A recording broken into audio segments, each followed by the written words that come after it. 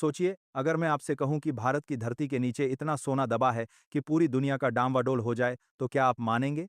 आप हंसेंगे। लेकिन दोस्तों, जो मैं बताने जा रहा हूं, वो सिर्फ कहानी नहीं, एक बड़ी सच्चाई और एक बड़ा खेल है। और इस खेल में लगभग 3 दर्जन देश यानी करीब 30 देश सीधे तौर पर घबराकर खड़े हो गए। उन्होंने भारत के इस सोने को मानने से इनकार कर दिया। इतिहास में भारत को हमेशा से सोने की चिड़िया कहा गया है, पर अब बात सिर्फ इतिहास की नहीं है। आज की खोजें, नए जियोलॉजिकल सर्वेज और माइनिंग रिपोर्ट्स बता रहे हैं कि कई इलाकों में बेहद बड़े गोल्ड रिजर्व्स मिल रहे हैं। मतलब यह सोना सिर्फ कहानियों में नहीं, जमीन के भीतर असल में मौजूद है। और दूसरों, इसी कहानी के जरिए आपको पता चलेगा कि आखिर क्यों आजकल गोल्ड का रेट दिन प्रतिदिन क्यों बढ़ रहा है और यह कब तक बढ़ेगा। चलिए शुरू करते हैं।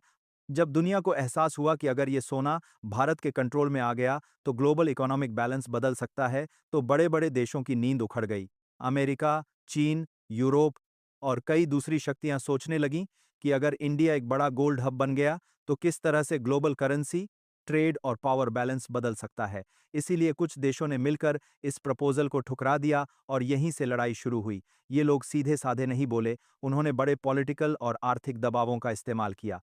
कुछ देशों ने कहा कि वे भारत के इस्तेमाल में नाकापोजा एक गोल्ड ट्रेड को ग्लोबल मान्यता नहीं देंगे, कुछ ने इंपोर्ट एक्सपोर्ट रूल्स टाइट कर दिए और कुछ ने साफ शब्दों में विरोध जताया। कारण साफ था, अगर भारत गोल्ड से मजबूत हुआ तो डॉलर, युआन और यूरो जैसी मुद्राओं की ताकत कमजोर पड़ सकती है। यानी यह विरोध सिर्फ खेल नहीं, यह एक स्ट्रेटेजिक फैसला था, क्योंकि गोल्ड आज भी इकोनॉमिक पावर का बड़ा प्रतीक है। और जब किसी देश के पास गोल्ड की असली पैठ हो, तो उस देश की ग्लोबल बार्गेनिंग पावर बढ़ जाती है। यही चीज अन्य शक्तियों को डराती है। पर दोस्तों, भारत डर कर नहीं हटेगा।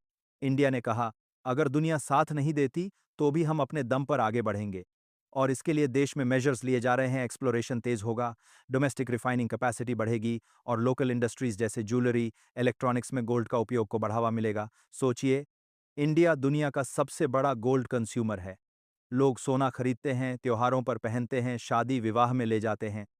अगर अब इंडिया खुद गोल्ड प्रोडक्शन में बड़ा कदम रखे, तो इंटरनल इकोनॉमी को बूस्ट मिलेगा, रूपी मजबूत होगा, इंपोर्ट बिल्स घटेंगे और भारत की ग्लोबल स्टैंस बदल सकती है।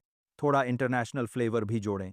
अमेरिका की चिंता यह है कि डॉलर की सुप्रीमेसी कम होगी। चीन चाहता है कि एशिया में उसकी आर्थिक पकड़ बनी रहे। यूरोप सेंचुरीज ओल्ड इन्फ्लुएंस बचाए रखना चाहता है।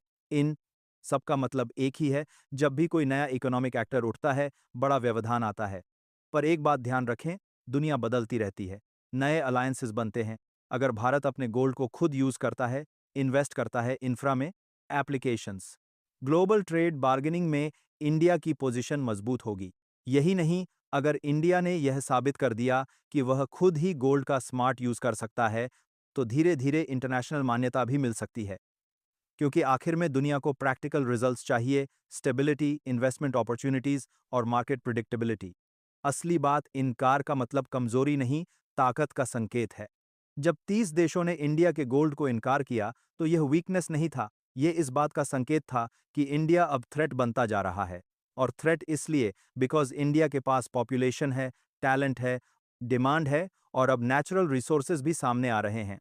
दोस्तों, सोचिए, उस दिन का जब इंडिया का इंटरनल इकोनॉमी इतना मजबूत होगा कि किसी भी ग्लोबल शॉक से बच सके। उस दिन भारत न सिर्फ स्टोरी पढ़ेगा, बल्कि स्टोरी लिखेगा। 21वीं सदी की हेडलाइंस शायद भारत के नाम होंगी, टेक्नोलॉजी, मैन्युफैक्चरिंग और नेचुरल रिसोर्स मैनेजमेंट में।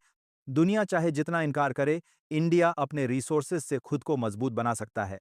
गोल्ड के मामले में सिर्फ ट्रॉफी नहीं चाहिए, प्रैक्टिकल यूज चाहिए। Hospitals, schools, roads, clean energy.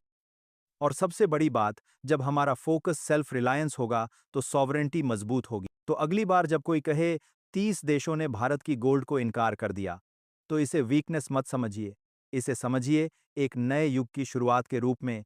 क्योंकि अगर देश के पास नेचुरल एडवांटेज है और वो उसे राज्य की नीतियों और लोगों की मेहनत से जोड़ दे, तो कोई भी दुनिया की शक्ति उसे रोक नहीं सकती।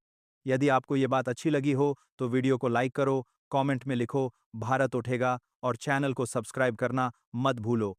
आगे और भी ऐसी धमाकेदार खबरें और एनालिसिस लाऊंगा।